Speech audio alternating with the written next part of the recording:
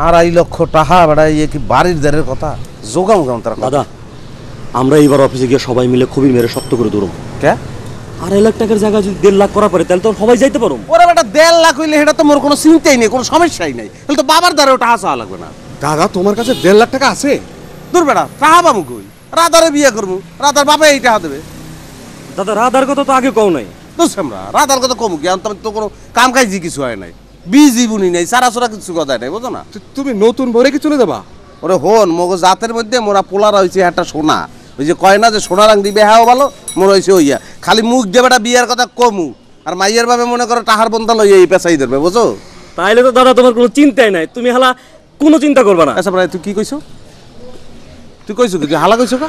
বেটা তুই আবার কাশো না, তুই হালা কইছো কা? বেটা সোপড়াই দাঁত থালাই দিম বেটা। দাদা তোমার দিকে অনেক মেজাজ। না মেজাজ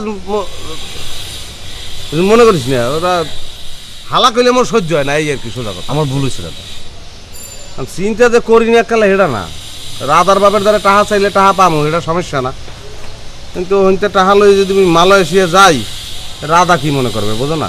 রাধার সামনে একটা মান সম্মান থাকে। তোরা কি গুজগাছ করছো কিছু, টাহা টোয়ার কিছু বুঝতেছ যে কেমন তারা কি করবি?